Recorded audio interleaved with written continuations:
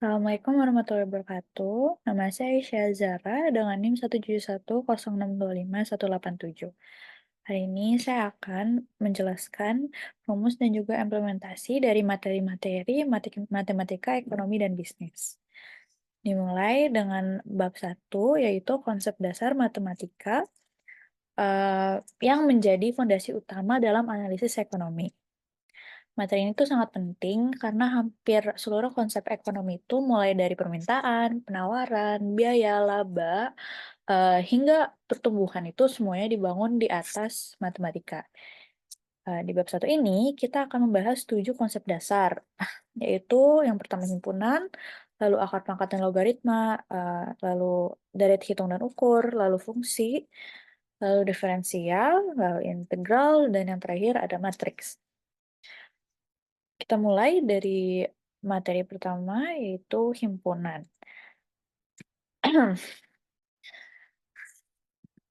Kita mulai dari konsep paling dasar, yaitu himpunan. Himpunan itu adalah kumpulan objek yang didefinisikan dengan jelas. Objek di dalamnya itu disebut elemen atau anggota. Contoh himpunan dalam ekonomi itu, misalnya himpunan A sama dengan isi kurung kurawal itu beras, gula, minyak, di mana dia itu tuh adalah barang kebutuhan pokok. Sedangkan himpunan B-nya itu kurung kurawal dalamnya itu adalah konsumen di Jakarta. Um, Istilah penting dalam teori ekonomi ada beberapa istilah penting yang wajib dipahami. Yang pertama ini ada elemen atau anggota di mana dia itu adalah isi dari himpunan tersebut. Yang kedua ada himpunan semesta di mana semua elemen yang dibahas. Yang ketiga ada himpunan kosong di mana dia tuh tidak punya anggota. Dan yang keempat ada kardinalitas yaitu jumlah anggota himpunan itu sendiri. Lalu kita move ke operasi dasar himpunan. Jadi himpunan itu tuh tidak hanya sekedar kumpulan, tapi juga bisa dioperasikan. Dari yang pertama itu adalah irisan. Irisan ini adalah anggota yang ada di antara A dan juga B. Contohnya, konsumen yang membeli produk A dan B. Yang kedua ini ada gabungan atau union. Gabungan atau union itu adalah anggota yang ada di antara A atau B. Contohnya, total pasar produk A atau B. Yang ketiga ada selisih. Selisih ini adalah konsumen yang hanya loyal ke A. Yang terakhir ada komplement. Komplement ini itu adalah konsumen yang tidak membeli produk A. Jadi konsep himpunan ini sangat penting dalam ekonomi. Misalnya untuk segmentasi pasar, klasifikasi barang substitusi dan komplementer, dan juga dasar probabilitas dan juga pengambilan keputusan. Selanjutnya kita akan membahas akar, pangkat, dan juga eh, logaritma. Oke. Pangkat ini itu digunakan untuk menunjukkan perkalian berulang. Contohnya, 2 pangkat 3 sama dengan 2 kali 2 kali 2. Dalam ekonomi itu, pangkat itu tuh untuk eh, pertumbuhan investasi, bunga majemuk, dan juga pertumbuhan penduduk. Lalu, akar adalah kebalikan dari pangkat. Contohnya, 16 akar sama dengan 4. Akar ini itu digunakan untuk mencari laju laju pertumbuhan dan juga menghitung rata-rata pertumbuhan tahunan. Yang ketiga, lalu logaritma ini adalah kebalikan dari pangkat dan sangat penting untuk mencari waktu atau periode. Contohnya dalam ekonomi itu, berapa lama investasi menjadi 2 kali lipat. Jadi itu logaritma ini digunakan dalam pertumbuhan kontinu. Lalu kita lanjut ke deret hitung dan deret ukur. Deret hitung adalah deret dengan selisih tetap. Contohnya 5, 10, 15, 20. Untuk implementasi ekonominya itu, dia tuh untuk penyusutan aset, terus gaji yang tetap setiap tahun. Lalu deret ukur itu deret ukur yang memiliki rasio tetap. Contohnya 5, 10, 20, 40. Implementasi untuk ekonominya itu, dia itu untuk bunga majemuk, pertumbuhan penduduk, dan juga nilai masa depan dan nilai sekarang uang. Lalu kita lanjut ke materi nomor 4, yaitu fungsi. Fungsi ini adalah hubungan antara dua variabel. Jadi dalam ekonomi, Q sama dengan FP, yang artinya itu permintaan tergantung harga, lalu TC sama dengan FQ, yaitu biaya tergantung output. Jenis fungsi ini ada linear, kuadrat, dan juga eksponensial. Lalu kita ke diferensial. Diferensial turunan itu digunakan untuk mengukur laju perubahan. Contoh di ekonominya itu untuk biaya, biaya marginal, pendapatan marginal, dan juga produk marginal. marginal. Konsep ini tuh kita akan bahas lebih dalam di bab 6. Nah, integral ini tuh kebalikan dari turunan. Ini tuh digunakan untuk mencari fungsi total dan juga menghitung surplus konsumen dan produsen. Lalu yang selanjutnya ada matriks. Matriks itu digunakan untuk mengorganisasi data dan menyelesaikan sistem persamaan. Jadi dalam ekonomi itu matriks itu untuk model input, output, atau analisis produksi, dan juga perencanaan ekonomi. Um, Sebagai penutup dari bab 1 ini, kita bisa simpulkan bahwa semua konsep ini tuh adalah pondasi utama ekonomi matematika. Nah, nanti di bab-bab selanjutnya, kita akan mulai masuk ke perhitungan yang lebih spesifik dan aplikatif, mulai dari pangkat, deret, fungsi, hingga optimasi laba. Oke, kita lanjut ke bab 2.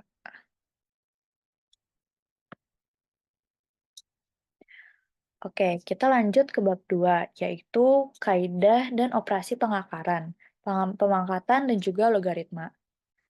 Bab ini tuh sangat krusial karena hampir semua model ekonomi seperti bunga majemuk, nilai masa depan, diskonto, pertumbuhan investasi, hingga analisis waktu tuh seluruhnya bergantung pada pangkat, akar, dan juga logaritma. Jadi kalau bab 2 ini kita kuasai, maka sampai bab 3 sampai bab 8 tuh akan jauh lebih mudah.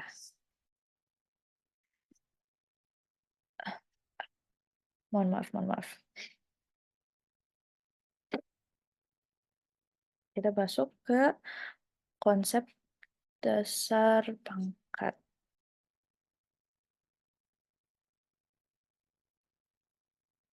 Maaf, maaf.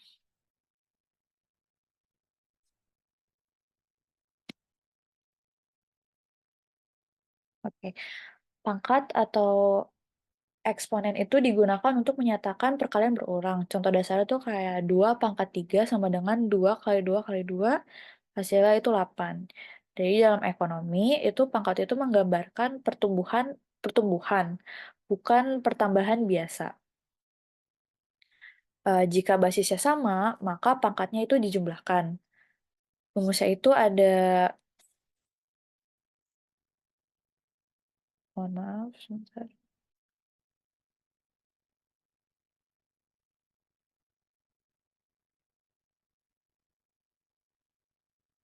Oke, saya akan jelaskan secara lisan aja ya.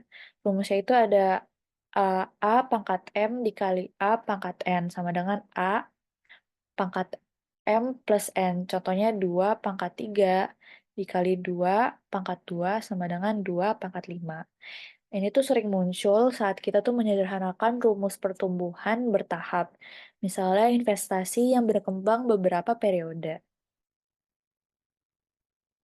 Selanjutnya kita akan masuk ke kaidah 2. Eh, Jika pangkatnya itu sama dan dibagi, maka pangkatnya itu dikurangkan. Rumusnya itu ada A pangkat M sama dengan A pangkat N. A pangkat M, mohon maaf, A pangkat M dibagi A pangkat N sama dengan A pangkat M minus N. Contohnya itu 2, 2 pangkat 5 dibagi 2 pangkat 3 sama dengan 2 pangkat 2. Konsep ini tuh sering muncul dalam diskonto, yaitu tuh membandingkan nilai sekarang dengan nilai masa depan. Lalu kita lanjut ke eh, kaidah 3, itu jika suatu bilangan berpangkat dipangkatkan lagi, maka pangkatnya tuh dikalikan. Rumusnya itu tuh A pangkat M eh, dalam kurung A pangkat M sama dengan dalam kurung A pangkat M tutup kurung pangkat N sama dengan A pangkat M dikali N. Contohnya itu dalam kurung 1,05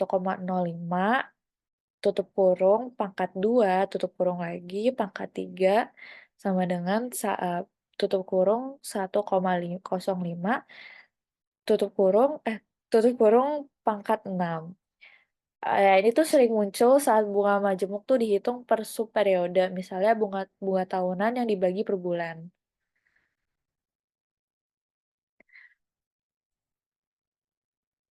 Mohon maaf Bapak, sepertinya PPT Bapak dengan yang saya mengertiin sepertinya agak berbeda, jadi jangan hiraukan kalau saya buka dari PPT Bapak.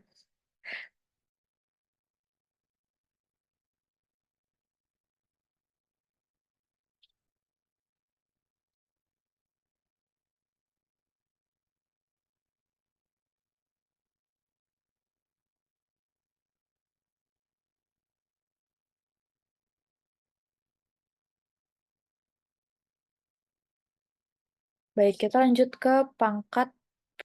Saya akan jelasin secara lisan aja ya, Pak.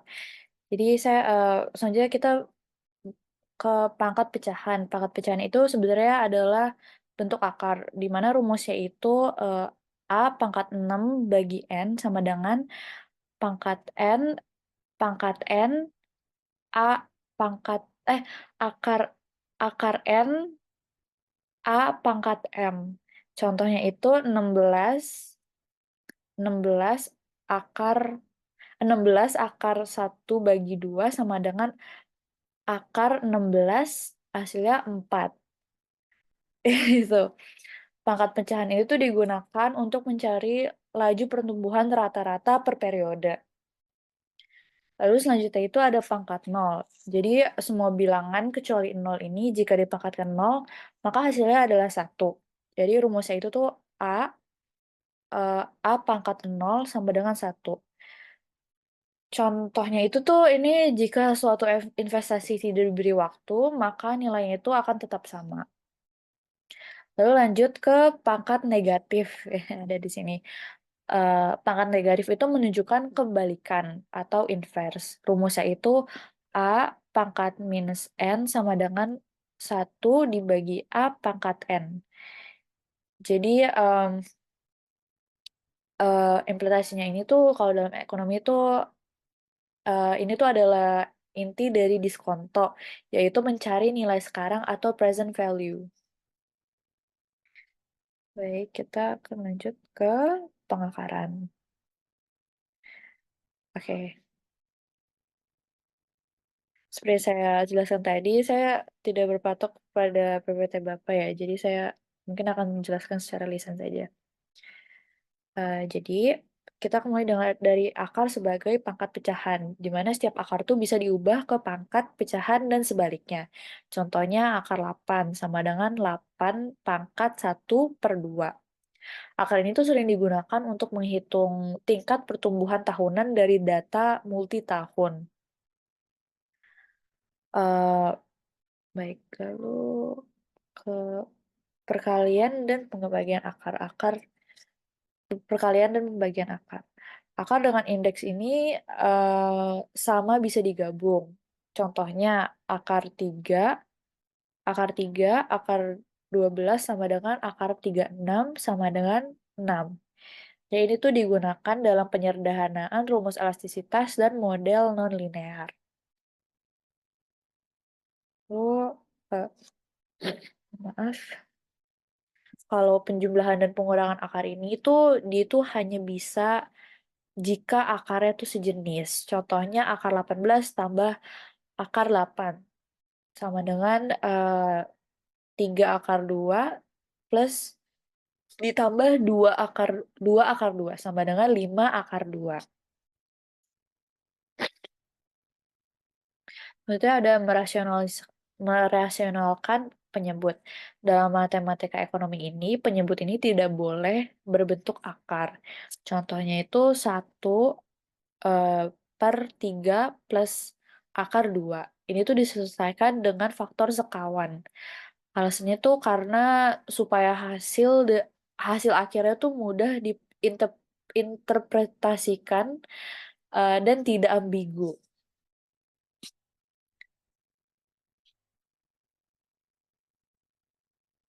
Oke. Em, Oke, lalu selanjutnya itu ada mencari laju pertumbuhan atau akar ke N. Jadi kalau jika diketahui nilai awal dan nilai akhir, akar itu digunakan untuk mencari laju pertumbuhan. Misalnya contohnya modal modal 10 juta itu jadi 161 juta dalam 5 tahun. Lajunya itu sama dengan 100% per tahun. Ini tuh sangat penting dalam analisis investasi. Kita akan lanjut ke bagian 3 yaitu logaritma. Nah, di mana logaritma itu tuh em, menjawab pertanyaan berapa pangkat yang dibutuhkan. Contohnya, maaf, log 2 8 sama dengan 3.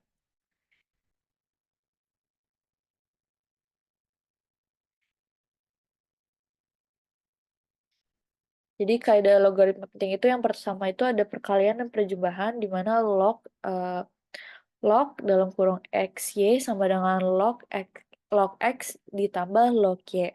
Sedangkan pembagian dan pengurangan itu log dalam kurung X bagi Y sama dengan log X minus log Y. Ketiga itu ada pangkat perkalian yaitu log dalam kurung X pangkat N sama dengan N log X.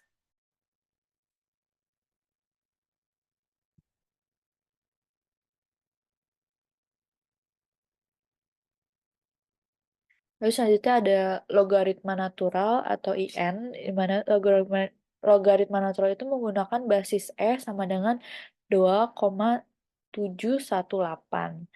Di mana ini tuh implementasi ekonominya tuh untuk pertumbuhan kontinu, model Cobb-Douglas, atau regresi log linear.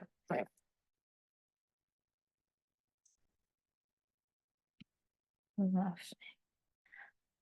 Oke. Logaritma itu adalah salah satu-satunya cara untuk mencari waktu pertumbuhan. Contohnya tuh berapa lama investasi menjadi 2 kali lipat. Misalnya 72 itu dibagi tingkat bunga sama dengan waktu penggandaan. Itu saja untuk bab 2. Selanjutnya kita akan lanjut ke bab 3. Kita akan lanjut yang bab 3 itu yaitu deret hitung dan deret ukur dalam ekonomi. Bab ini tuh penting karena deret ini dipakai untuk memodelkan tren dan membuat prediksi. Misalnya tuh jika laba perusahaannya naik stabil dari tahun ke tahun, terus produksi yang bertambah konstan, terus nilai aset yang naik persentase per tahun, terus bunga majemuk investasi sampai pertumbuhan penduduk. Kita langsung masuk saja ke pengantar. Pertama, apa itu deret? Deret itu tuh adalah rangkaian bilangan yang tersusun dengan pola tertentu. Pola ini tuh membantu kita memprediksi nilai masa depan. Dalam ekonomi, deret itu tuh alat fundamental untuk forecasting dan juga analisis tren. Ada 2 jenis utama. Yang pertama itu deret hitung atau aritmatika itu adalah di mana dia itu adalah pola tambah atau kurang konstan pertumbuhan linear. Dan yang kedua ini ada deret ukur atau geometri, di mana dia itu adalah pola kali atau bagi konstan pertumbuhan eksponensial. Jadi linear itu tuh naiknya nambah tetap, sedangkan eksponensial itu naiknya persentase, jadi makin lama makin cepat. Kita masuk ke bagian satu, yaitu deret hitung aritmatika. Jadi kita bahas definisinya dulu. Jadi deret deret hitung atau yang selisih deret hitung adalah deret yang selisih antara dua suku berurutan selalu konstan. Selisih konstan ini disebut beda atau B.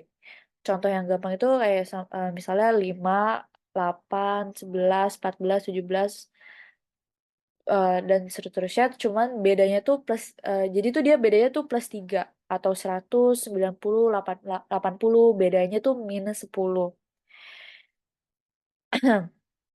Jadi variabel penting dalam deret hitung tuh ada yang pertama itu ada A atau UI, di mana dia itu adalah suku pertama. Yang kedua itu ada B atau beda, di mana dia itu adalah selisih tetap. Dan ketiga ada N, uh, di mana dia itu adalah posisi suku. Dan terakhir yang keempat ada UN, di mana dia itu adalah nilai suku ke N. Dan terakhir ada SN, di mana dia itu adalah jumlah N suku pertama. Oke, kita masuk ke rumus suku ke N, deret hitung. Kalau misalnya kita cari nilai di tahun ke N tanpa menghitung satu persatu, kita pakai rumus suku ke N. Rumusnya itu ada UN sama dengan A plus dalam kurung N min 1 B. Kenapa ada N min 1? Karena beda baru itu mulai dihitung setelah suku pertama. Contoh satunya ya, sekarang kita, mohon maaf, mohon maaf Pak. Oke, contoh implementasi bisnisnya itu eh, misalnya perusahaan maju linear laba bersih tahun pertama 50 juta, lalu naik 15 juta setiap tahunnya. Ditanya ditanya laba tahun ke-8. Lalu kita identifikasi A-nya itu sama dengan 50. Lalu B-nya itu sama dengan 15 dan N-nya itu sama dengan 8. Lalu kita masukin semuanya. Kita hitung U8 sama dengan 50 plus 8 min 1, 15, tutup kurung 15 sama dengan 50 plus 105 sama dengan 155. Jadi laba bersih tahun ke-8 adalah 155 juta. Ini ya, 155 juta. Kalau kenaikan laba itu konstan, misalnya karena efisiensi yang efeknya stabil, kita tuh cocok pakai deret hitung.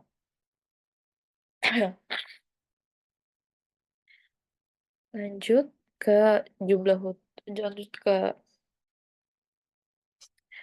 rumus jumlah dan suku, N suku. Kalau yang ditanya tuh bukan cuma tahun ke N, tapi total akumulasinya selama N tahun, kita tuh pakai rumus jumlah N suku.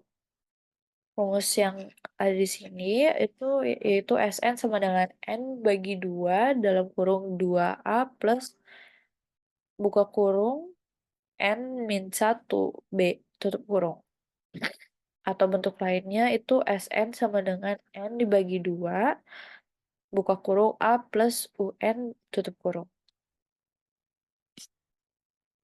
Ini contohnya lagi, di mana dia ini bertanya total akumulasi laba selama 8 tahun pertama. Jadi kita sudah punya 50, A-nya itu 50, U8-nya itu 155, dan N-nya itu 8. Jadi ini pakai rumus cepat, yaitu uh, S8 sama dengan 8 bagi 2, tutup buka kurung 50 plus 155 tutup kurung sama dengan 4 dikali 105 sama dengan 820. Jadi total akumulasi laba selama 8 tahun itu totalnya 820 juta. Ini tuh berguna untuk menilai total performa perusahaan selama periode tertentu, bukan hanya snapshot tahun terakhir. Deret hitung ini tuh cocok untuk kondisi pertumbuhan yang jumlahnya tuh tetap bukan persentase. Contohnya di slide pabrik tanpa Di slide ini, contohnya di slide ini tuh 1.000 unit per bulan petani tambah lahan 2 hektar per tahun atau gaji pokok naik 500.000 per tahun. Penerapan paling klasik di ekonomi akuntansi itu penyusutan garis lurus. Contohnya tuh mesin 10 juta yang dimana dia tuh A sama dengan 100, terus susut 10 juta per tahun dimana dia tuh B sama dengan -10 atau nilai buku tahun kelima. Ini kalau dihitung jadi dimasukin jadi U5 sama dengan 100 plus buka kurung 5 -1 tutup kurung buka kurung lagi -10 tutup kurung lagi sama dengan 100 -40 sama dengan 60. Jadi nilai buku mesin tahun kelima itu adalah 60 juta. Lalu kita masuk ke bagian 2 yaitu deret ukur geometri. Di mana eh, eh, ini deret tuh rasio antar suku berurutan selalu konstan. Rasio itu disebut R. Contohnya 5, 10, 20, 40, 80. Rasionya tuh dikali 2. Terus contoh yang kedua itu ada 100, 50, 25, 12, 5. Dimana rasionya tuh 0,5. Mohon maaf 12,5. Dimana rasionya tuh 0,5. Variabel dari deret ukur atau geometri ini tuh ada A atau U1 itu dimana dia adalah suku pertama. Lalu eh selanjutnya ada R rasio dimana dia itu adalah pengganda. Lalu ada N dimana itu dia tuh adalah nomor suku atau posisi. Lalu UN ini adalah suku KN, nilai suku KN, dan SN ini adalah jumlah N suku pertama. Dalam PPT ini tuh juga menekankan perbedaan deret hitung bertambah konstan tuh, sedangkan deret deret ukur tuh bertambah makin cepat karena pengganda bekerja pada hasil sebelumnya. Sini ada ilustrasi pertumbuhan modal RP100 yang menunjukkan hasil deret ukur jauh lebih besar di tahun-tahun terakhir. Lalu lanjutnya kita akan masuk ke rumus suku ke N atau UN deret ukur. Rumusnya ini ada UN sama dengan A dikali R pangkat N min 1. Dan ini fondasi bunga majemuk serta pertumbuhan penduduk. Ini contohnya itu investor membeli aset eh, 100 juta rupiah naik 15% per tahun. Berapa nilai aset pada awal tahun ke-6? Identifikasinya itu A itu sama dengan 100, lalu R itu sama dengan 1 ditambah 0,15 sama dengan 1,15, N-nya itu 6. Kita masukkan ke rumus, eh, kita hitung U6 sama dengan 100 dikali 1,5 pangkat 6 min 1 sama dengan 100 dikali 1,5 pangkat 5. Ini tuh menggambarkan kenaikan yang berbasis persentase. Tahun-tahun awal tuh mungkin terlihat naiknya biasa, tapi makin lama makin besar karena basisnya tuh membesar. Kita masuk ke eh, rumus jumlah N suku SN deret ukur. Rumus jumlah deret ukur itu eh maaf, ada SN sama dengan A, SN sama dengan A, buka kurung R pangkat N, min 1 tutup kurung dibagi R min 1. Contohnya, ini menabung menabung 10 juta rupiah di awal tahun 1, lalu menaikkan tabungan 10% tiap tahun selama 5 tahun. Ditanya total uang yang ditabung selama 5 tahun, bukan nilai investasinya. Ini kalau dilihat, lalu dihitung hasilnya ini tuh contoh realistis bahwa orang yang meningkatkan nominal tabungan sesuai kenaikan gaji persentase itu, maka total setoran itu membentuk deret ukur. Kita lanjut ke bagian 3, yaitu aplikasi utama deret ukur. Bunga majemuk tuh adalah bunga menghasilkan bunga. Bunga tuh dihitung dari awal, dari bunga itu dihitung dari modal awal ditambah akumulasi bunga sebelumnya. Jadi ini tuh deret ukur murni.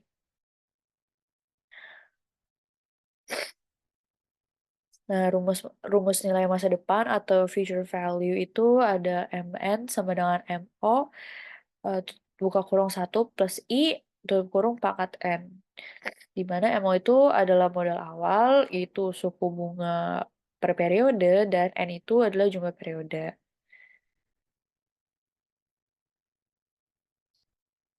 Dari PPT sini tuh investasi. Contohnya, contoh dari PPT itu tuh PPT ini, itu ada investasi 25 juta rupiah di reksadana dengan jumlah majemuk 20% per tahun selama 10 tahun. Nah, hasil di PPT ini di slide ini tuh nilai investasinya tuh 77,646 juta.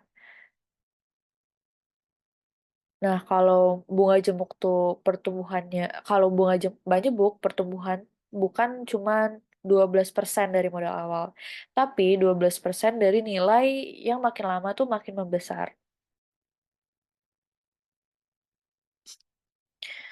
Selanjutnya kita akan move ke discount and present value. Mana present value itu adalah kebalikan dari future value. Kita ingin tahu uang masa depan itu nilainya setara berapa hari ini. Proses ini tuh disebut diskonto dan penting untuk menilai kekayaan investasi atau MPV. Rumus present value ini ada MO sama dengan MN dibagi tutup kurung buka kurung 1 + I tutup kurung pangkat N sama dengan MN, eh, buka kurung 1 + I tutup kurung pangkat min N. Lihat contoh di PPT slide ini,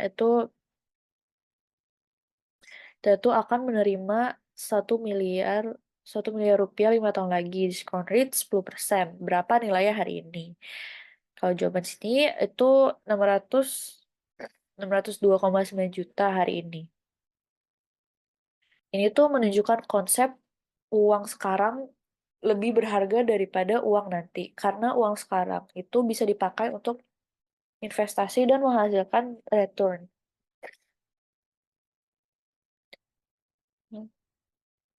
Lalu kita move ke pertumbuhan penduduk.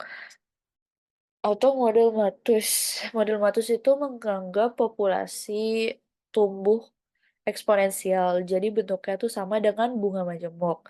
Rumusnya itu ada PT sama dengan PO, buka kurung 1 + R, tutup kurung pangkat T. Di mana PO itu adalah populasi awal. PT itu populasi pada tahun ke T, lalu R adalah laju pertumbuhan, dan terakhir T adalah waktu atau tahun. Contoh di slide ini,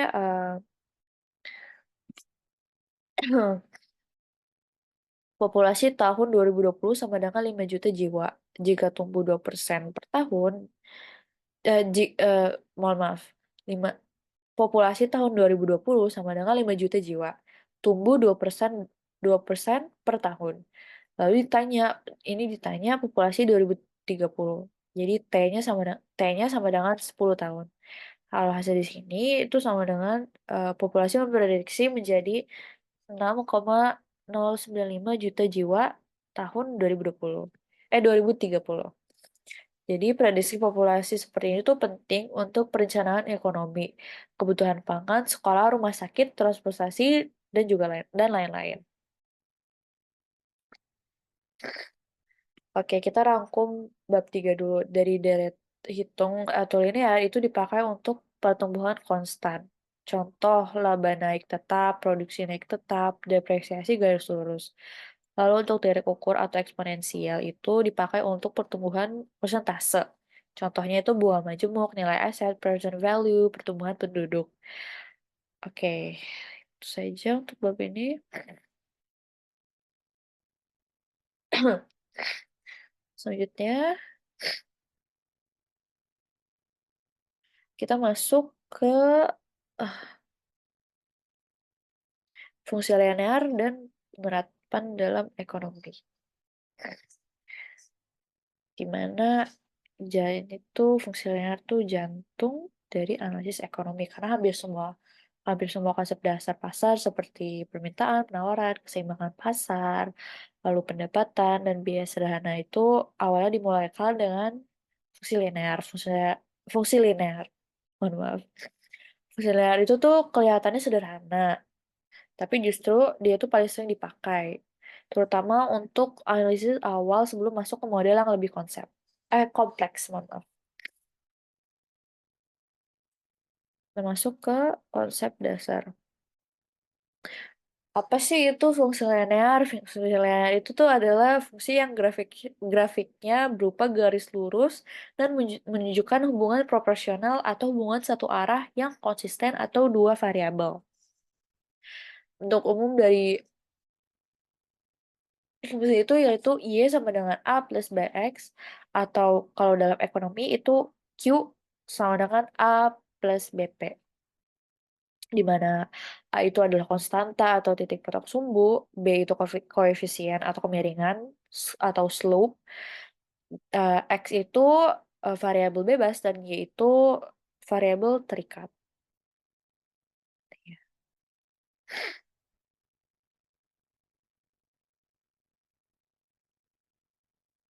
Baik, misalnya contohnya, fungsi permintaan suatu barang adalah QD sama dengan 100 min 2P. Jadi jika harga naik 1 unit, maka permintaannya itu akan turun 2 unit. Lalu jika harga nol, maka permintaan maksimum 100 unit.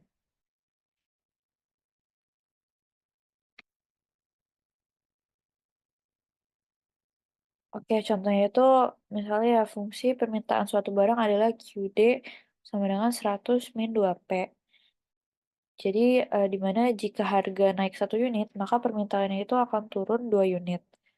Lalu jika harganya nol, maka permintaan itu maksimum 100 unit.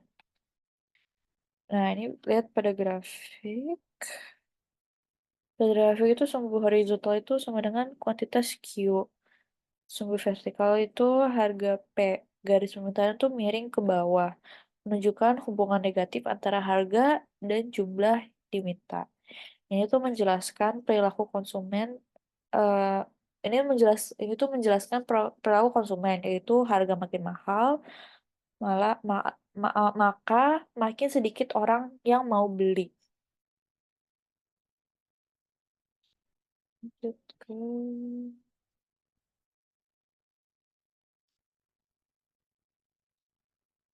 bagian 3, yaitu bentuk fungsi penawaran. eh Mohon maaf.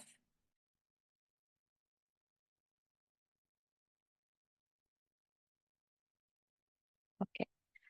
Berbeda dengan permintaan, fungsi penawaran itu berbentuk QS sama dengan C tambah. Hah? C.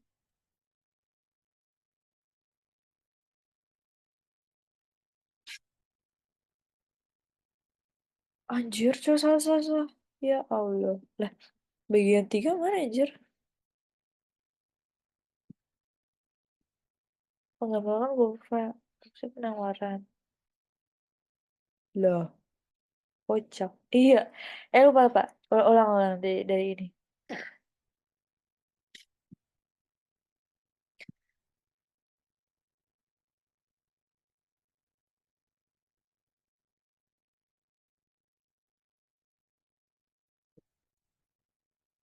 Oke, contohnya itu misalnya fungsi permintaan suatu barang adalah QD sama dengan 100 min 2P. Dimana jika harga naik 1 unit, maka permintaan tuh akan turun 2 unit. Lalu jika harganya itu nol, maka permintaan permintaan itu maksimum 100 unit. Bisa lihat pada grafik, sumbu horizontal itu kuantitas Q, lalu sumbu vertikal itu harga P. Garis permintaan kalau dilihat di sini itu kan kirim ke bawah, menunjukkan, mohon maaf, menunjukkan hubungan. mohon maaf, menunjukkan hubungan negatif antara harga dan jumlah yang diminta. Nah, ini tuh menjelaskan perilaku konsumen di mana jika harga makin mahal, maka makin sedikit orang yang mau beli. Tuh. Selanjutnya, berbeda dengan permintaan, fungsi penawaran tuh berbentuk QS sama dengan C plus DP. Kenapa dia plus? Hukum penawaran, karena hukum penawaran, harga naik, maka produsen tuh mau menjual lebih banyak. Di mana QS itu sama dengan jumlah barang ditawarkan, lalu P sama dengan harga, C sama dengan jumlah minimum penawaran, dan juga D itu respon produsen terhadap kenaikan harga. Nah, contoh dari PPT. Mohon maaf. Contohnya itu misalnya QS sama dengan 20 plus 3P. Di mana saat harga naik 1 unit, penawarannya itu naik, eh, saat harga naik 1 unit, maka penawarannya juga naik 3 unit. Lalu saat harga itu nol, maka masih ada 20 unit. Misalnya stok lama. Nih, dari grafik penawaran ini tuh eh, dia berbentuk garis miring ke atas, menunjukkan hubungan positif antara harga dan jumlah yang ditawarkan. Jadi harga tinggi itu memberi intensif produsen untuk meningkatkan produsen.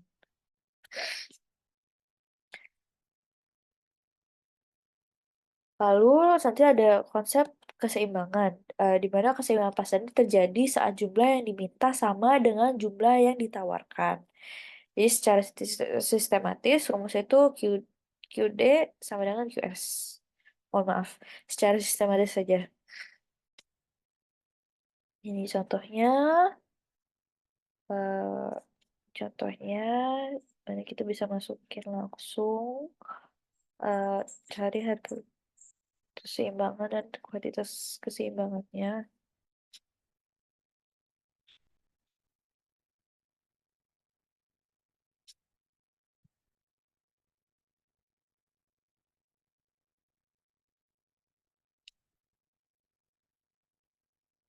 Lalu,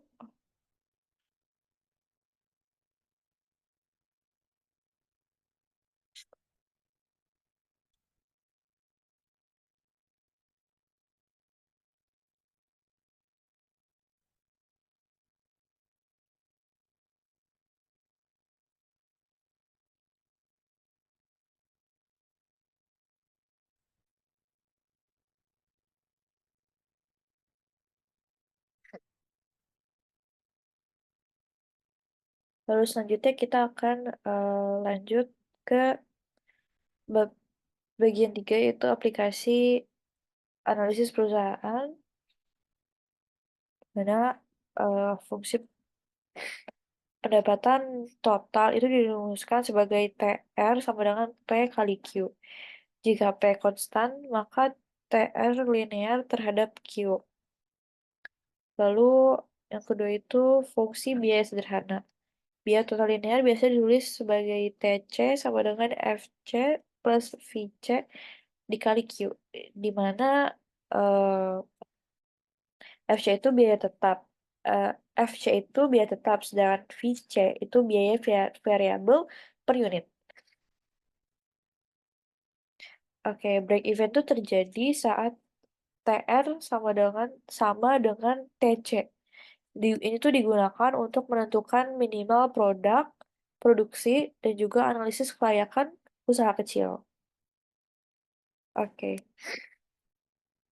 oke. Eh, kita rangkum dulu bab 4. Jadi fungsi linear ini tuh menggambarkan hubungan ekonomi paling dasar. Lalu fungsi permintaan itu maka slope itu negatif, sedangkan fungsi penawaran itu slope positif.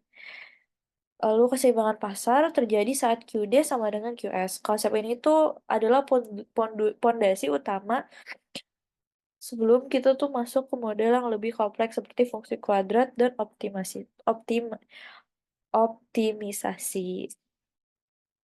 Oke, selanjutnya kita akan masuk ke bab 5. Nah, tadi di bab 4 kita sudah membahas fungsi linear.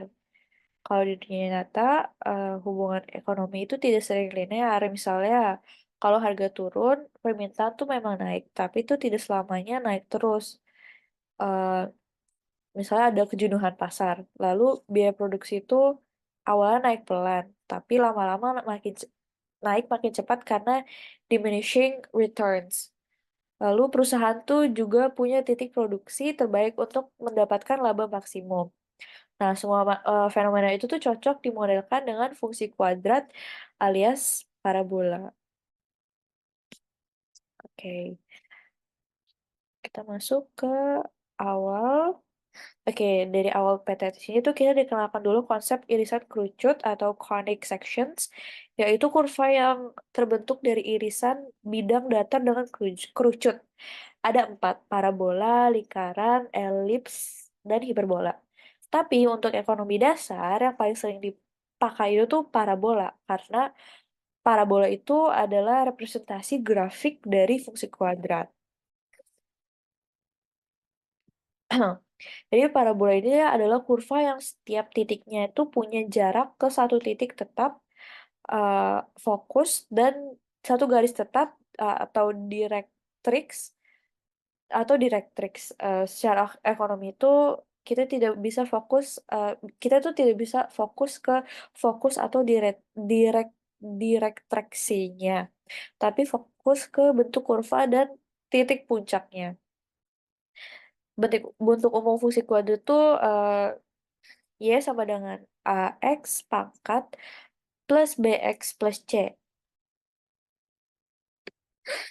Oke. Lalu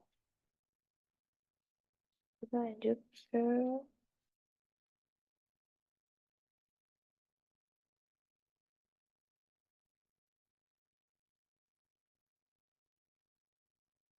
Oke, lanjut Kak. Jadi arah parabola tuh ditentukan oleh tanda koefisien A. Jadi misalnya kasus satu, eh, A itu lebih besar daripada nol. Itu parabola terbuka ke atas.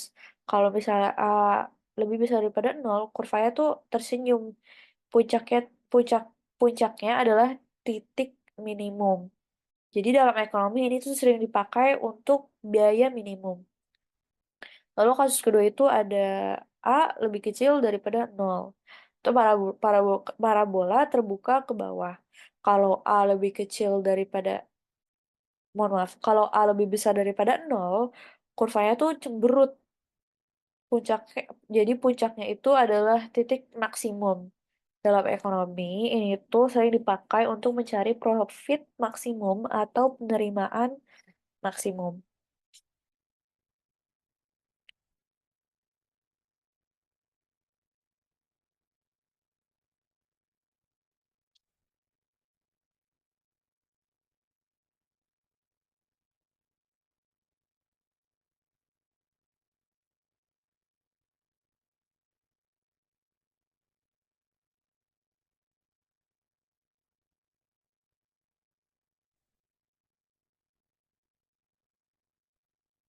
Terus titik puncak.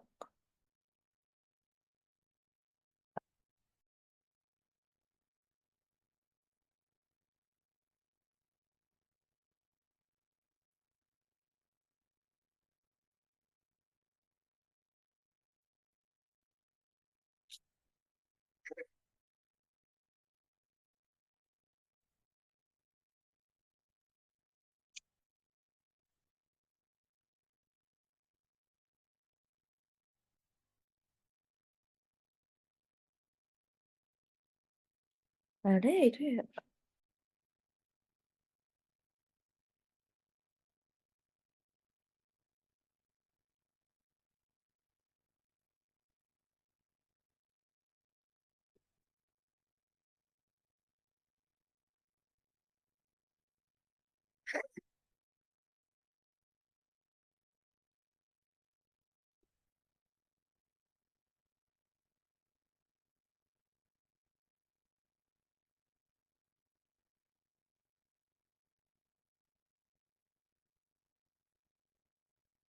Oke, kita lanjut ke ibu capek banget ini. Dikat aja, dikat aja.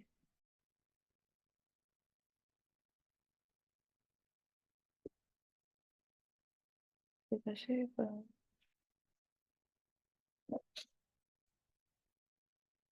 aplikasi ekonomi dan kuadratik.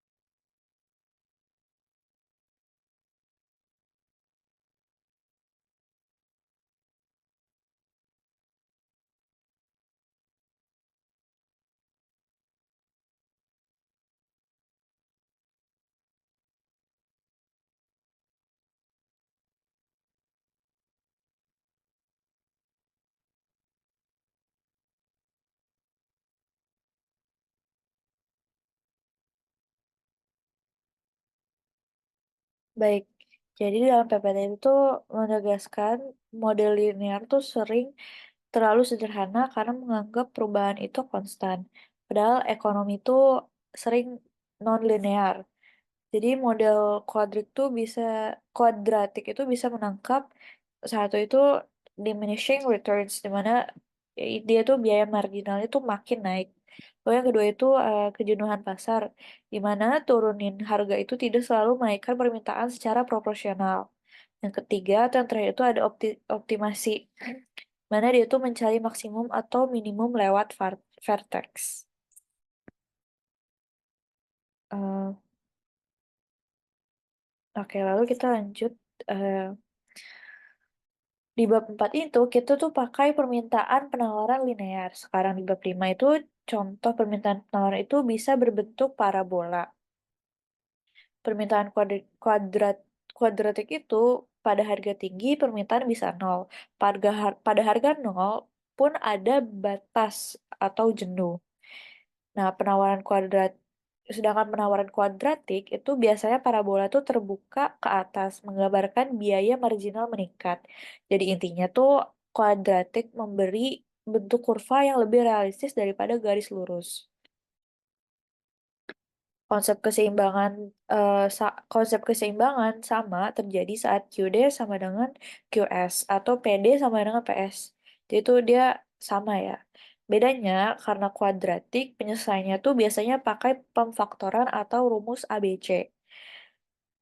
Dan penting banget hasilnya tuh bisa ada beberapa kandidat solusi, tapi kita wajib pilih yang positif dan logis secara ekonomi. Selanjutnya itu aplikasi yang super sering biaya total dimodelkan kuadratik. Jadi bentuk umumnya tuh TC sama dengan AQ pangkat 2 plus BQ plus C. Dimana C itu sama dengan biaya tetap atau fixed cost. Lalu AQ pangkat 2 plus BC itu sama dengan biaya variable atau variable cost ya. Kalau A lebih kecil daripada 0, kurvanya terbuka ke atas. Awalnya biaya naik pelan, lalu naik makin cepat. Ini tuh nyambung ke diminishing returns. Di sini juga menjelaskan bahwa penerimaan total tuh bisa jadi kuadratik ketika perusahaan menghadapi permintaan linear. Jadi jika permintaannya itu P sama dengan A min BQ, maka TR maka TR sama dengan P kali Q sama dengan buka kurung A min BQ tutup kurung Q sama dengan AQ min BQ pangkat 2. Dan TR adalah parabola terbuka ke bawah. Jadi maknanya tuh penerimaan naik mencapai puncak, lalu lalu turun kalau perusahaan menjual terlalu banyak sampai harus banting harga. Jadi selanjutnya ada BP adalah kondisi perusahaan tidak untung dan tidak rugi. Secara konsep, dia itu TR sama dengan TC. Karena TR dan TC ini bisa berbentuk parabola, jadi dia tuh sering terjadi dua titik impas atau dua BEP. Dan area di antara dua BEP itu adalah area laba. Jadi BEP 1 itu titik saat perusahaan mulai untung. Karena TR sudah mulai menutupi TC, BEP 2 itu titik saat perusahaan berhenti untung. Karena TR mulai turun, tapi TC itu tetap akan naik.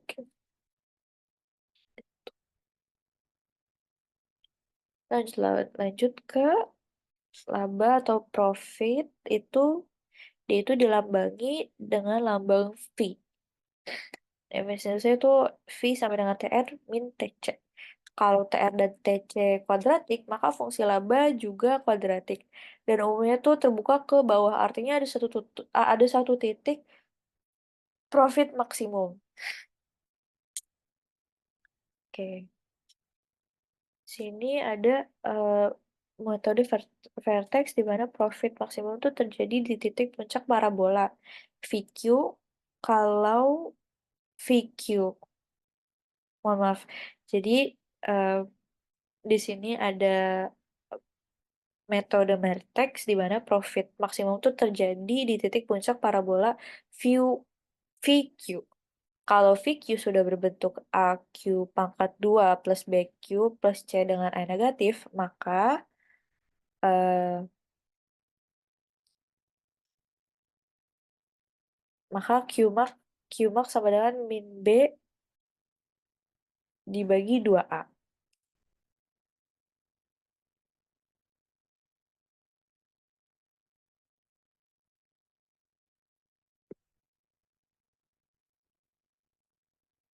Oke, dari slide sini itu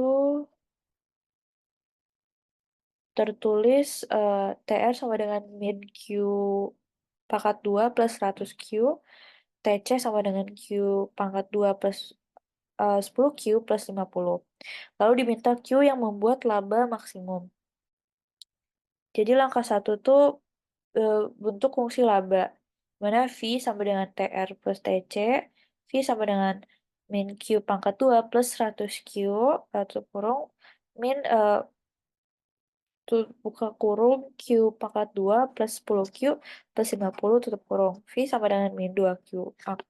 Angkat, pakar, angkat 2 pangkat 2 plus 90Q min 50. Jadi ini parabola terbuka ke bawah karena min 2. Berarti ada profit maksimum.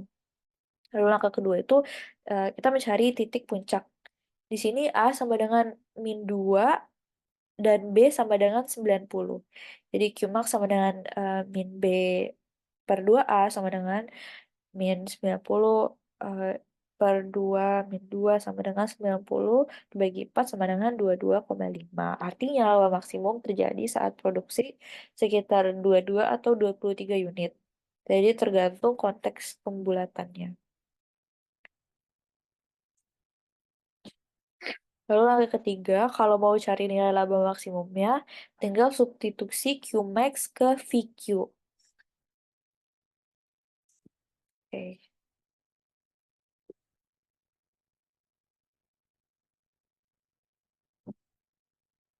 Dalam PPT ini tuh juga bilang kalau dalam ekonomi itu laba maksimum terjadi saat MR sama dengan MC. MR itu turunan dari TR, MC, mohon maaf, MR itu turunan dari TR. Dan MC itu turunan dari TC. Jadi secara konsep titik laba maksimum itu adalah saat penerimaan tambahan dari jual satu unit itu lagi sama dengan biaya tambahan untuk produksi satu unit lagi. Dan dari PT ini, metode vertex dan metode marginal itu menghasilkan Q yang sama. Oke, baik. Sekarang kita akan merangkum bab 5. Jadi yang pertama, fungsi kuadrat itu berbentuk parabola, yaitu Y sama dengan AX pangkat 2 plus BX plus C. Tanda Lalu yang kedua, tanda A menentukan arah parabola. A lebih kecil dari 0 minimum. Biaya itu biaya minimum. Sedangkan A lebih besar daripada 0 itu maksimum atau profit maksimum. Oke. Jadi dalam ekonomi parabola itu dipakai untuk permintaan atau penawaran kuadratik.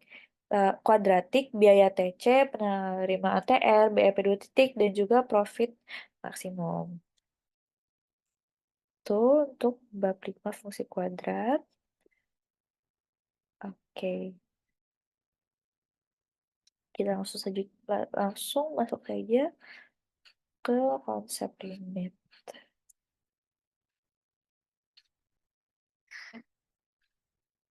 Limit itu tuh intinya bukan soal nilai di titik tertentu, tapi soal perilaku fungsi saat mendekati suatu nilai.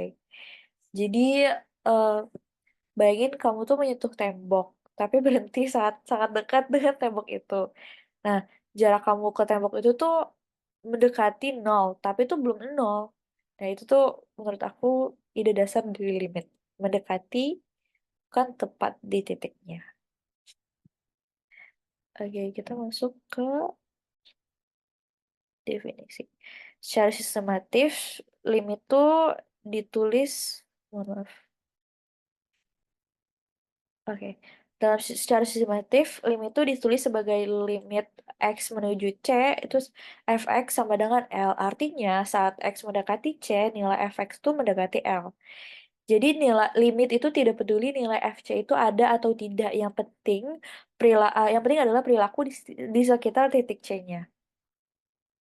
Kenapa limit itu penting di ekonomi? Limit itu adalah fondasi turunan. Jadi tanpa limit, kita tidak bisa bicara tentang biaya marginal, penerimaan marginal, atau produk marginal. Jadi dalam ekonomi, kita tuh jarang benar-benar menambah output 0,00001 unit. Tapi kita tuh ingin tahu dampak penambahan satu unit output. Dan itu tuh didekati lewat limit, gitu. Oke, kita masuk ke kaidah dasar. Yang pertama itu ada limit, mohon maaf ya, limit konstanta. Mana eh, limit X menuju CK sama dengan K. Di mana angka konstan ini mau didekati dari manapun hasilnya tetap sama. Lalu ada limit identitas yaitu limit X menuju C, limit X menuju C sama dengan C. Mohon maaf, tadi saya mungkin ada salah menyebutkan limitnya ya, dari eh, limit fx menuju. Mohon maaf, mungkin saya tadi ada eh, kesalahan menyebut limitnya. Jadi selanjutnya ada limit identitas ya, di mana limit x menuju c sama dengan c. Kalau x mendekati 5, ya nilainya itu akan mendekati 5. Jadi limit tuh bisa dijumlahkan, dikurangkan, dikalikan, dan dibagi asal penyebutnya itu tidak nol. Jadi contoh, saya akan beri contoh limit dalam ekonomi.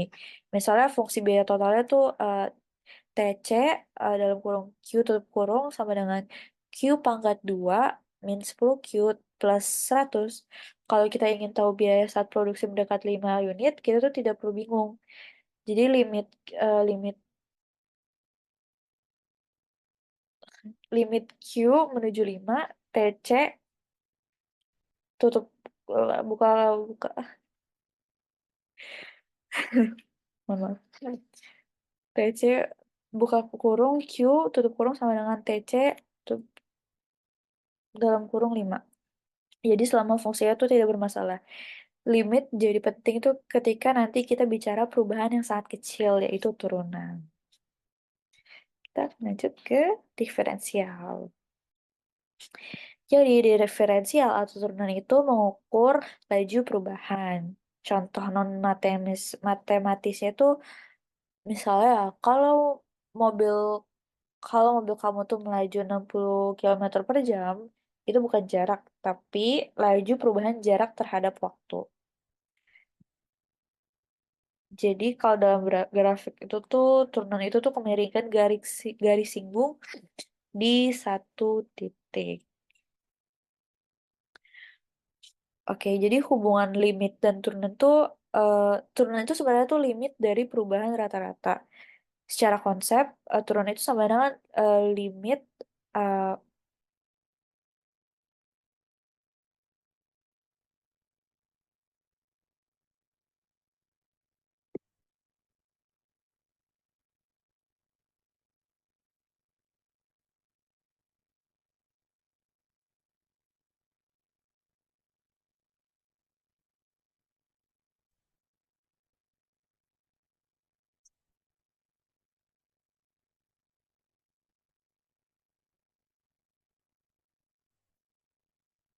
jadi turunan itu tuh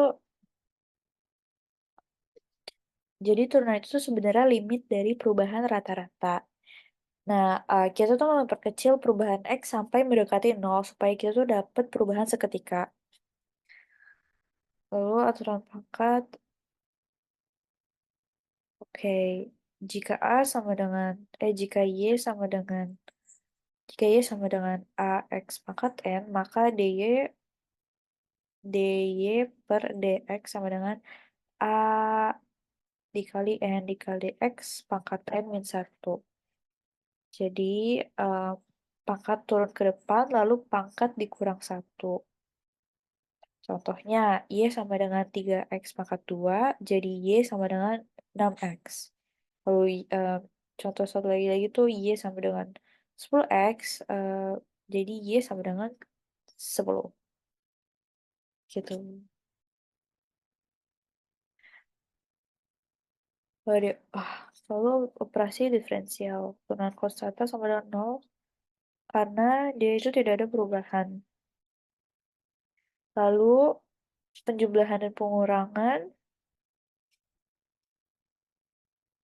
Penjualan pengurangan itu turunkan satu per satu. Lalu perkalian itu atau produk rule itu kalau fungsi berbentuk perkalian dua variabel. Kalau pembagian atau quotient rule itu mirip perkalian tapi dikurang dan dibagi kuadrat penyebut. penyebut. Lalu kalau aturan rantai atau chain rule itu dipakai saat ada fungsi di dalam fungsi. Jadi turunan fungsi luar dikali turunan fungsi dalam. Oke.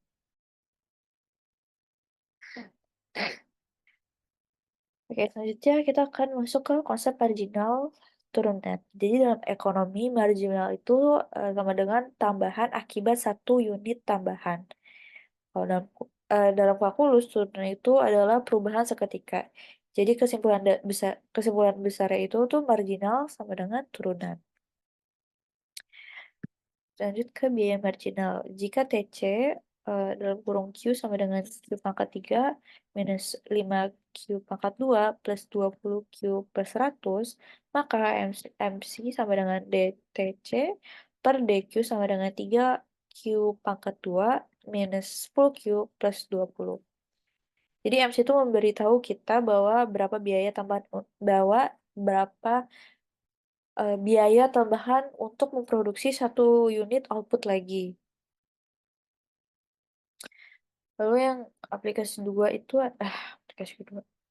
Ada penerimaan marginal atau MR. Jadi jika TR sama dengan P kali Q dan permintaan P sama dengan 150 min 2Q, maka TR sama dengan 150Q min 2Q pangkat 2. Jadi MR sama dengan 150 min 4Q. Jadi ada produk marginal atau MP. Jika TP sama dengan 60L min L pangkat 2, maka MP sama dengan DTP per DL sama dengan 20 min 2L. MP ini adalah dasar dari Law of Diminishing Marginal Returns. Ya, oke. Lalu selanjutnya, kalau optimasi laba maksimum tuh eh, kalau tujuan perusahaan tuh bukan sekedar untung, tapi tuh untung maksimum. Jadi langkah umumnya itu kalau untuk fungsi laba itu ada V sama dengan TR min TC, lalu diturunkan ya V, set V itu sama dengan nol. Tapi cari Q itu opsional. Maaf.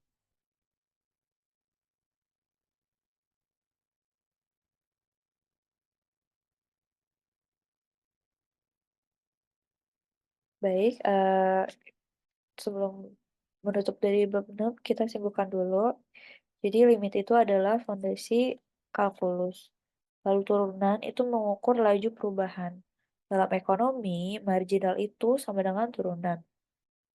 MC, MR, MP semuanya berasal dari diferensial. Laba maksimum itu dicapai saat MR sama dengan MC.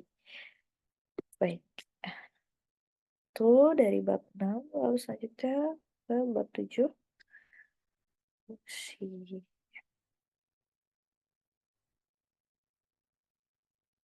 Oke, oke, jadi di bab ini tuh, di bab fungsi pangkat 3, kita akan fokus ke tiga hal besar, yaitu matematika kurva pangkat 3, untuk S, titik ekstrim, titik belok, aplikasi pada biaya dan produksi, TC, MC, TP, MP, TC, TC, TC, TC, MC, TP, MP, dan analisis BEP dan laba maksimum atau profit zone, or MR sama dengan MC. Oke, jadi fungsi pangkat 3 itu adalah fungsi polinomial dengan pangkat tertinggi. Dengan pangkat tertinggi 3. Bentuk umumnya tuh Y sama dengan AX pangkat 3 plus BX pangkat 2 plus CX plus D.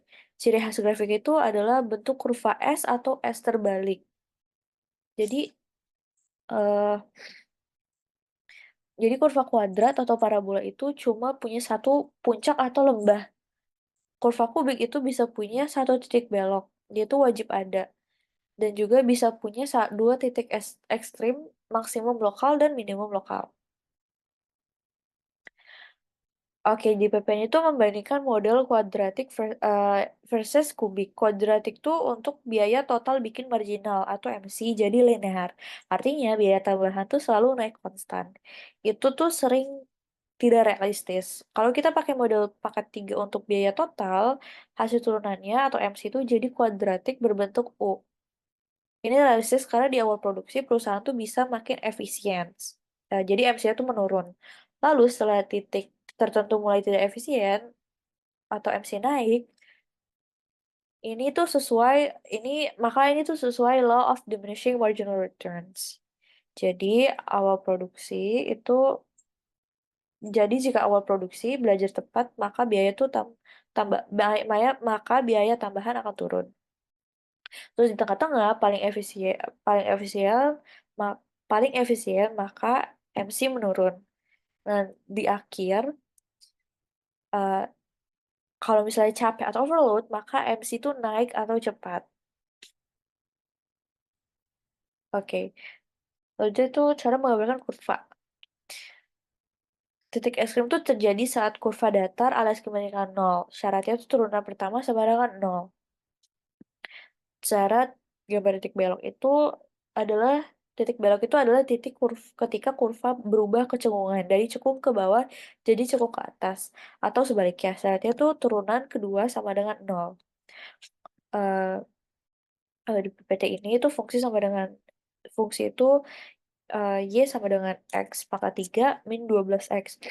Lalu turunan pertama itu Y sama dengan 3X pangkat 2 minus 12. Dan turunan kedua Y sama dengan 6X. Titik beloknya itu 6X sama dengan 0, lalu X sama dengan 0. Oke. Ini langkah menggambarkan kurva. Cari titik ekstrim pakai fx sama dengan 0, cari titik belok pakai fx sama 0, ke titik kunci dan hubungan jadi kurva X. Oke, jadi dalam produksi total total produk atau TP itu menunjukkan bahwa total output tuh yang dihasilkan oleh tenaga kerja L. Bentuk TP itu biasanya S terbalik, mencerminkan tiga fase. Hasil meningkat, hasil menurun, lalu hasil negatif. Turunan TP itu adalah marginal product atau MP. MP ini membentuk parabola terbalik. Lalu titik puncak MP itu saat turunan MP sama dengan 0 sesuai dengan titik belok pada TP. Ini tuh menjelaskan law of diminishing marginal returns. Lalu aplikasi biaya.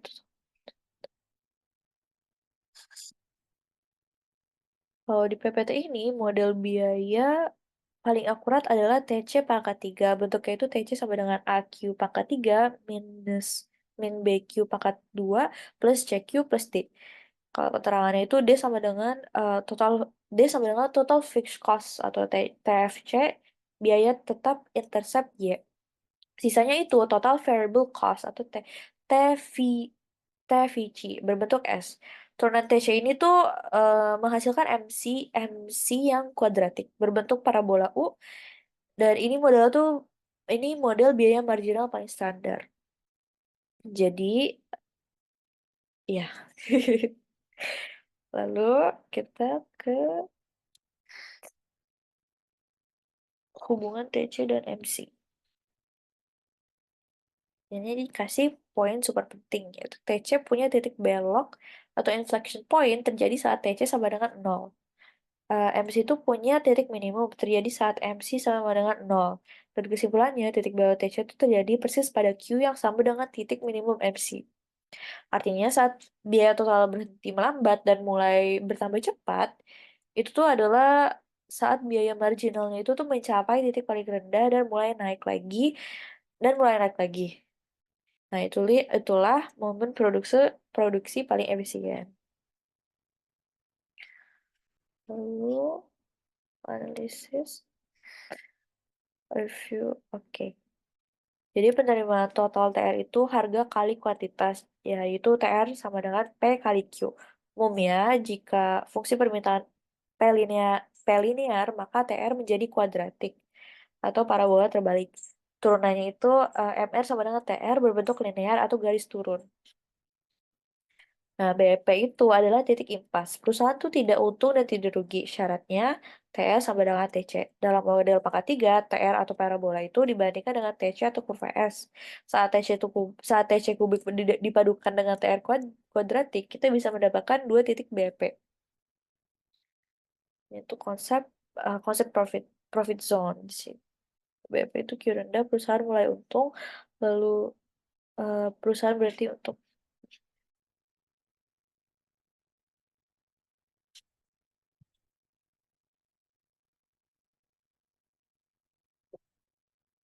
Oke.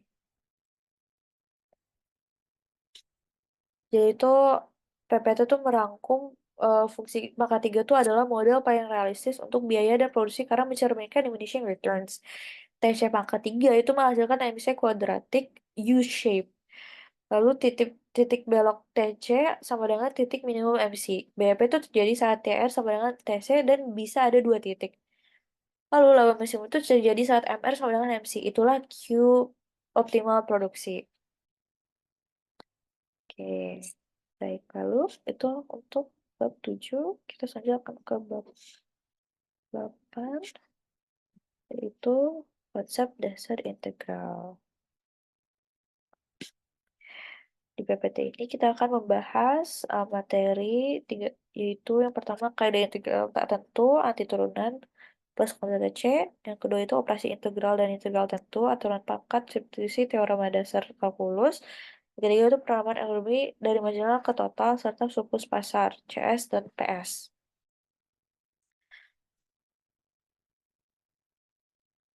Bagian satu, apa itu integral? Jadi integral itu tuh adalah kebalikan dari turunan. Kalau turunan itu mencegah fungsi total menjadi laju perubahan, maka integral itu tuh menyusun kembali laju perubahan menjadi fungsi total. Jadi turunan itu kayak kita lihat kecepatan mobil kilometer per jam, lalu kalau integral itu kayak kita tuh hitung jarak tempuh total dari kecepatan tadi. Tuh.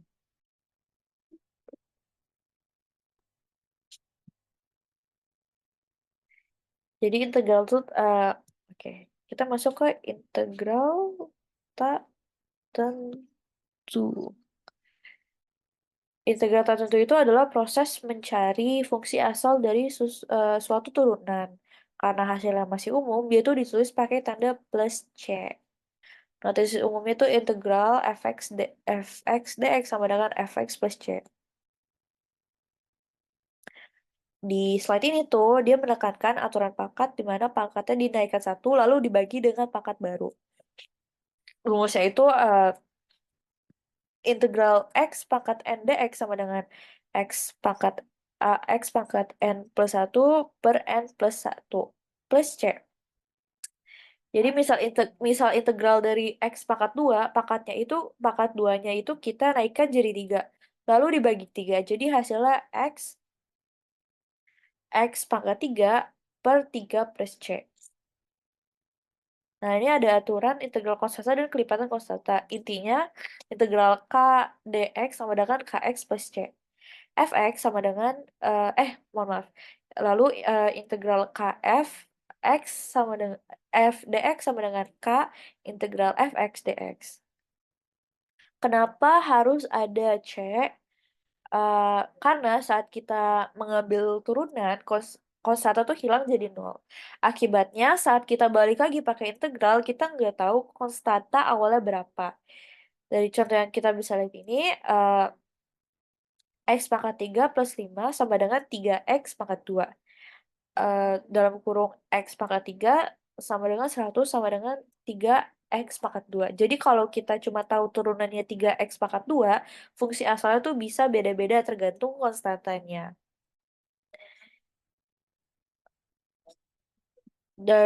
Dari PPT ini tuh, maaf. Oke. Eh, jadi integral X min 1 itu bukan aturan pangkat biasa, tapi menjadi logaritma natural. Rumusnya itu tuh integral 1 per X dx sama dengan 1 N X plus C. Oke, kita lanjut ke operasi integral. Jadi sama seperti diferensial, integral itu tuh untuk penjumlahan atau selisih fungsi dilakukan suku demi suku. Kalau fungsi ada 3 suku, jadi itu bisa diintegralkan masing-masing suku, lalu digabungkan. Sini menjelaskan kalau substitusi itu mengganti variabel dengan U untuk menyederhanakan integral fungsi yang kompleks atau berantai.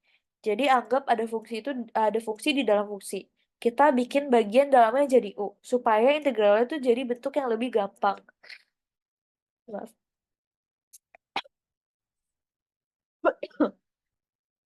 Karena integral tertentu ini bisa dipakai untuk menghitung luas area dari bawah sampai bat- batas bawah sampai batas atas. Batasnya itu integral BA fx dx. Kalau integral tertentu menghasilkan fungsi plus C, integral tertentu menghasilkan angka pasti karena dibatasi dari A ke B. Jadi penerapan satu itu dari nasional. Mohon maaf. Oke, kayak ini.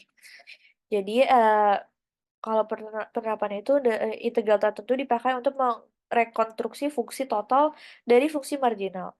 Dan diingatkan lagi, konstanta C dan integral adalah biaya tetap atau FC. Oke, jadi karena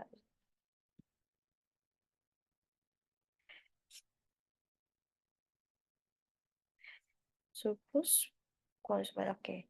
Jadi sini tuh mendefinisikan CS itu sebagai total keuntungan yang diperoleh konsumen dari transaksi pasar.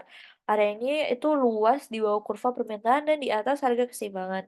Integral tentu itu digunakan untuk menjumlahkan sama keuntungan unit per unit dari sama dengan 0 sampai Q sama dengan QE. Jadi ya, penerapan surplus, penerapan surplus, surplus produsen sebagai ya, PS ini didefinisikan sebagai total keuntungan bersih produsen. Areanya itu adalah luas di atas kurva penawaran dan di bawah harga keseimbangan. Sini 4,5, kalau ini 4,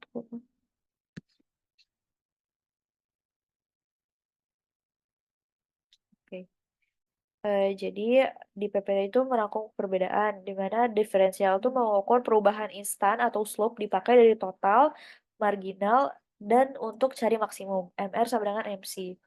Lalu integral mengukur akumulasi luas area dipakai dari marginal, total dan untuk cari surplus pasar CS dan PS.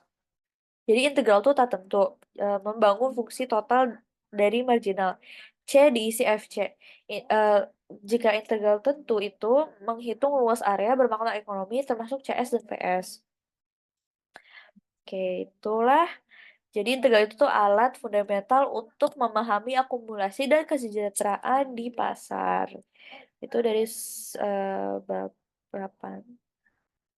Sampai. Oke, kita lanjut ke bab terakhir yaitu konsep dasar matriks. Matriks ini tuh digunakan untuk menyelesaikan banyak pertemuan sekaligus, menganalisis pasar dengan banyak produk, model input-output industri, perencanaan produksi, hingga analisis ekonomi makro. Jadi di bab ini tuh kita akan bahas masih secara pelan, beruntut, dan aplikatif. Oke, jadi definisi matriks. Matriks adalah susunan bilangan dalam bentuk baris dan juga kolom.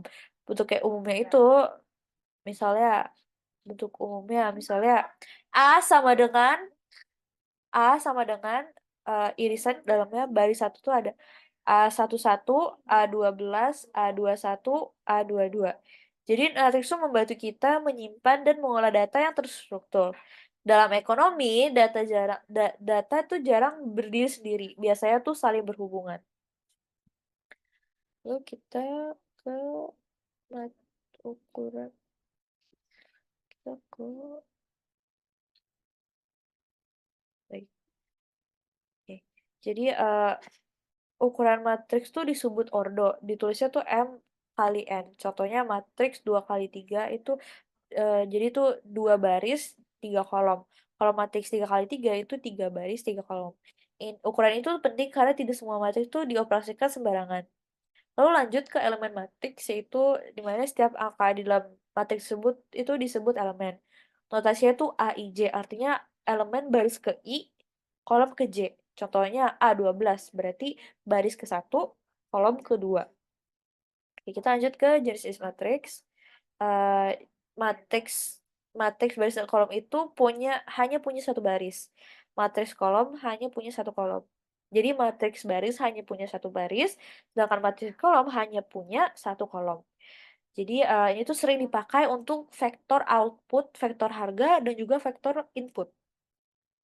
Selanjutnya ada matriks persegi yang dimana dia itu adalah matriks dengan jumlah sama dengan kolom. Jadi hanya matriks persegi yang bisa punya determinan dan juga inverse. Setelah itu ada matriks identitas, maaf. Setelah itu ada matriks identitas dan juga nol. Matriks identitas itu seperti angka 1 dalam perkalian biasa. Misalnya, I sama dengan baris pertama itu 1, 0, baris kedua 0, 1. Jadi kalau A kali I sama dengan A. Eh, lanjut ke operasi dasar matriks. Penjumlahan dan pengurangan matriks. Jadi penjumlahan matriks itu hanya dilakukan kalau ordonya itu sama. Jadi elemen dijumlahkan sesuai posisinya. Ini aplikasi ekonomi itu menjumlahkan matriks tuh bisa mempresentasikan penjumlahan biaya dari beberapa sektor. Tentu saja ada perkalian matriks dengan skala. Kalau matriks dikali angka, semua elemen itu ikut dikali. Contoh, kenaikan gaji 100% itu untuk seluruh karyawan, maka semua komponen gaji itu dikali 1,1. Nah, itu ada perkalian dua matriks. Perkalian matriks ini tidak sama dengan perkalian biasa. Syaratnya itu jumlah kolom matriks pertama harus sama dengan jumlah baris matriks kedua. Jadi setiap elemen hasil adalah hasil kali baris dengan kolom. Makna dalam ekonomi itu perkalian matriks itu dipakai untuk menghitung total output sektor ekonomi dari kombinasi kombinasi input. Jadi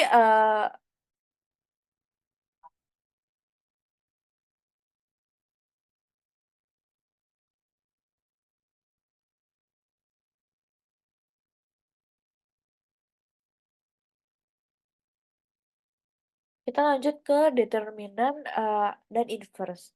Determinan itu adalah angka khusus yang menunjukkan apakah matriks itu bisa dibalik punya inverse atau tidak. Nah, untuk matriks contoh ini adalah A sama dengan baris pertama itu A, B, baris kedua C, D, mohon maaf, Determinannya itu A sama dengan AD min BC. Kalau determinan sama dengan 0, maka matriks itu tidak punya inverse. Lalu kita ke inverse matriks. Maaf. Kita punya informasi itu seperti kebalikan dari bilangan. Rumusnya itu A pangkat min 1 sama dengan 1 per AD min BC kurung kurung matriksnya itu D baris pertama D min B, baris kedua min C A. Jadi inverse matriks itu dipakai untuk menyelesaikan sistem persamaan ekonomi.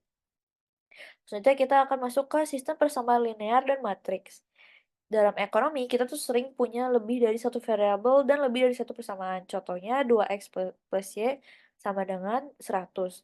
X plus 3y sama dengan 90. Lalu ke bentuk matriks, sistem ini tuh bisa ditulis dalam bentuk matriks AX sama dengan B aksen. Dengan A itu, di mana A itu sama dengan matriks koefisien, X itu matriks variabel, dan B itu matriks konstanta. Lalu menyelesaikan dengan inverse matriks. Kalau A punya inverse, solusi sistemnya itu adalah X sama dengan A pangkat 1B, mohon maaf, X sama dengan A pangkat min B.